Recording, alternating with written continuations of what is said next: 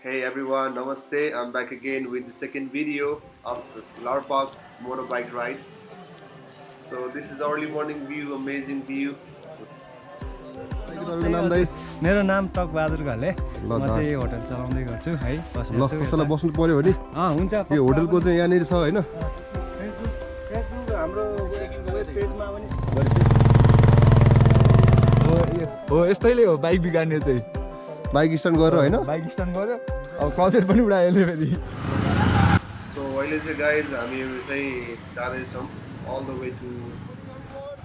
Laprak village. बाटोमा हिउँ परेको थियो हिजो आज पनि हिउँ पर्ने छाटकाट छ हेरौँ आजको वेदरले आज के गर्छ हामीलाई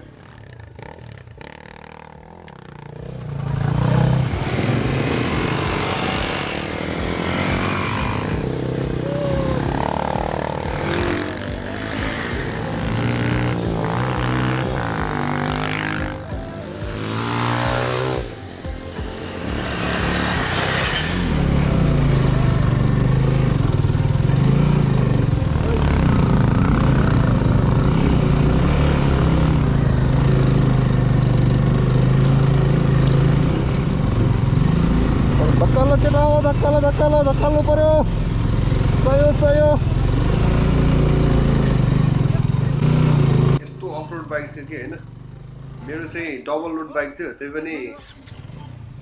क्लच प्लेट क्लच समातेर चलाइरहेको थियो क्या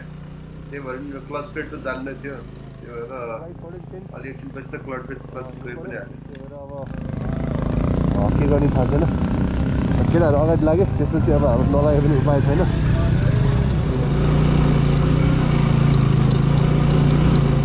So here's the situation guys मेरो बाइक चाहिँ तल क्लच प्लेट गयो क्लच प्लेट गयो म हिँडेर आउँछ यस्तो उकालो रहेछ डबल लोड आएको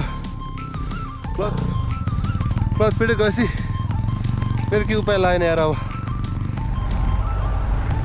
गाइज रमाइलो भइरहेछ गाडीको हुटमा सरर जाँदैछु होइन हाम्रो हिमालयन वारियरको यात्रा जारी छ यात्रा रोमाञ्चक भइरहेछ रोमाञ्चक अहिले चाहिँ अब बिग्रेको कारणले हिँड्दैछु त्यहीको त तल चाहिँ लाप्राक गाउँ भन्छ नयाँ लाप्राक चाहिँ नयाँ बस्ती माथि छ अरे दाइ नयाँ बस्ती कति पर छ यहाँबाट आधी घन्टा ए बाबा मरे म दाइ What's up everyone चारिपट्टि चाहिँ लाप्राक गाउँ हो मैले भइरहेछ हाम्रो रजनी छ यहाँ के छ रजनी बहिनी एकदम रमाइलो ठिक छ नि रमाइलो भइरहेछ नि एकदम धेरै ल है गाइस यो चाहिँ यहाँ रे के हो लड्यो त यार किन लड्यो यार यसरी के छ अमेन के छ ठिक छ लड्यौ माउन्टेन बाइकिङ रे सब हाम्रो सुमन दाइको कला यो चाहिँ सुमन दाइले गरेको थाहा छ मलाई होइन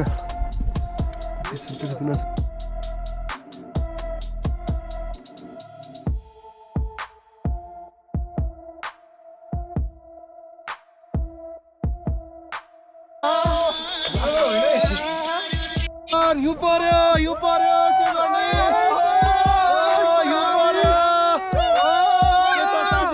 यो परेर गाह्रो छ बाइकसम्म पुग्न पाइने हो कि होइन त्यही त गाह्रो छ यार हेलो या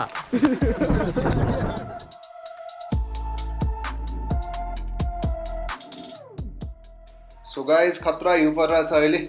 होइन अब हेरौँ फर्किने कसरी हो प्लान गरेर चाहिँ साथीहरू हिउँ यति बढिरहेछ कि होइन भागम भाग भइरहेछ के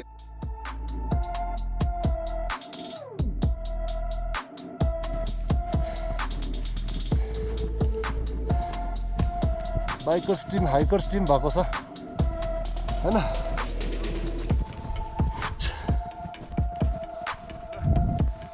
जुन बाटो हेऱ्यो पनि एउटै देख्छ हिउँ परेपछि त त्यो पनि सेम देख्छ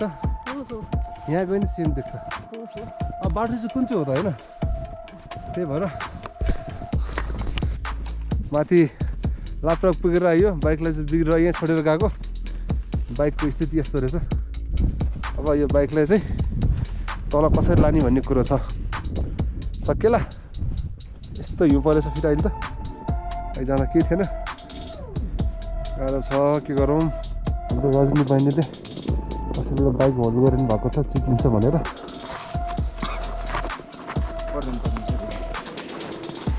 अझै यता तान्नु होला सर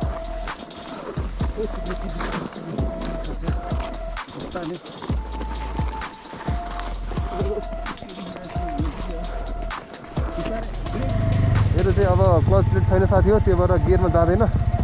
कति चाहिँ लगो बालेर जाँदैछौँ धेरै दुःख भयो सायद ट्रिपहरू मध्येको सबसे दुःख यो हो तर एडभेन्चर ठिक भएर सो फाइनली राति भए पनि बालपाक आइपुग्यो